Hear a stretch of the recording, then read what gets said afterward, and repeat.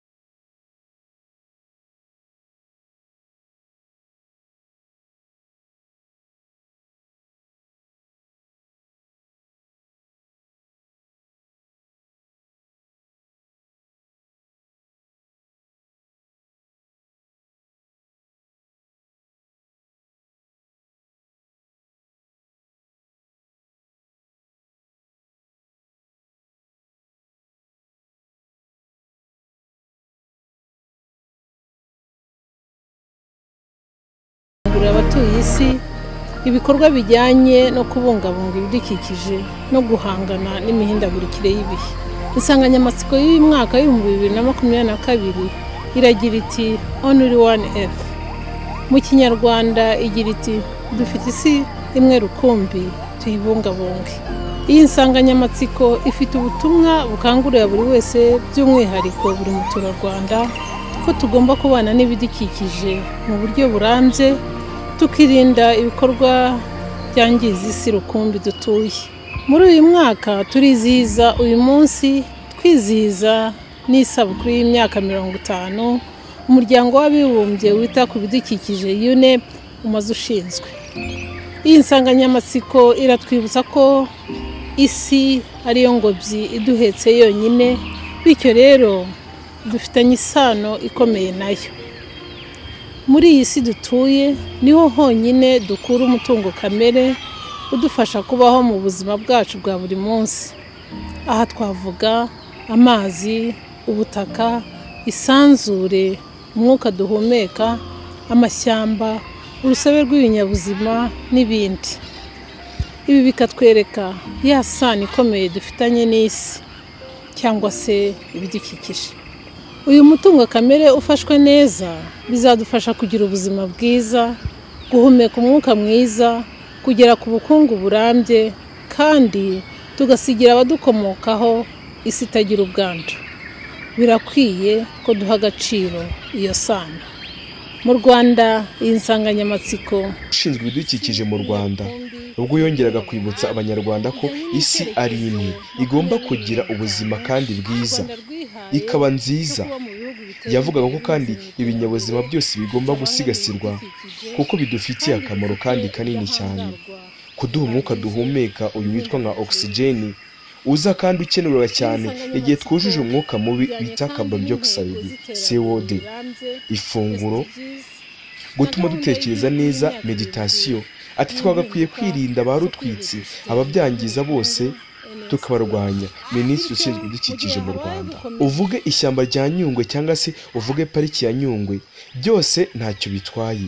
Gusa ndagusaba kuntega amatwi ukumva akantu ku kandi, isogonda ku rindi, umunota ku munota, maze wumve byihishe muri iyi pariki ya Nyungwe. Menya ko nutareba iyi video cyangwa se ngo wumve nawe, uzaba uri mu badashyigikiye politiki yo kubungabunga ibidukikije mu Rwanda.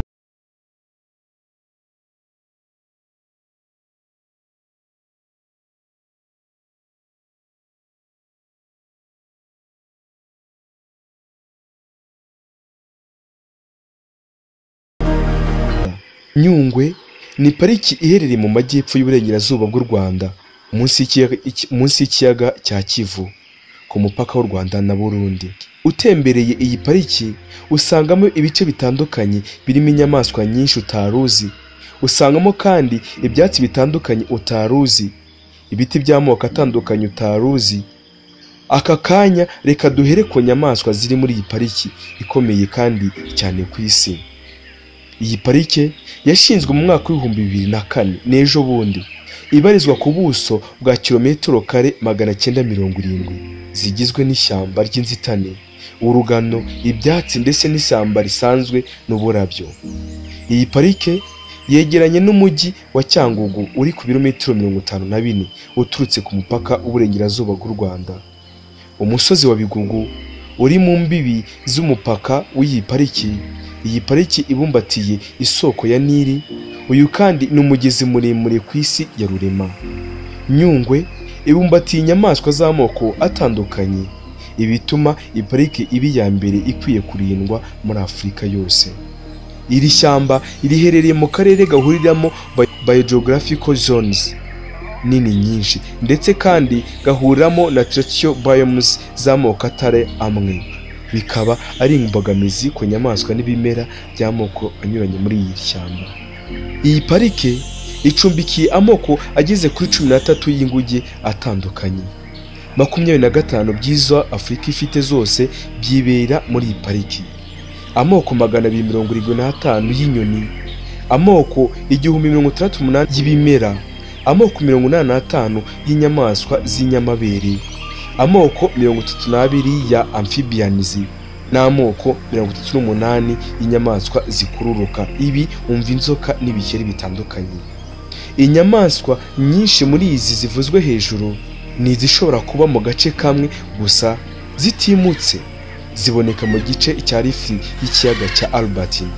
Ubushakashatsi bwagaragaje ko umubare w'inyamaswa endemic ziri muri aka gace ni munini kuruta uziboneka ahandi muri futi y'ikiyaga cya Albert. Iri shyamba iyo uritembereye, haba ku gice gifata mu Rwanda, haba ku gice gifata Burundi, niyo wakoresha bya byuma by'ikoranabuhanga, ibi bizwi nka jomeri cyangwa se indege zitagira abapilote drone, usangamo cyangwa se ukabonamo amoko y'inguge zitandukanye. Harimo inguge zisanzwe bazita Pani troglodyte, Colobus anguloensis wengeri, inguge zo mu bwoko bwa Howeste, Cercopithecus howeti, inguge zo mu bwoko bwa Silver, Cercopithecus dogeti, inguge zo mu bwoko bwa Gold, Cercopithecus hangiti, inguge kandi zo mu bwoko bwa Hamarine, Cercopithecus hamarine.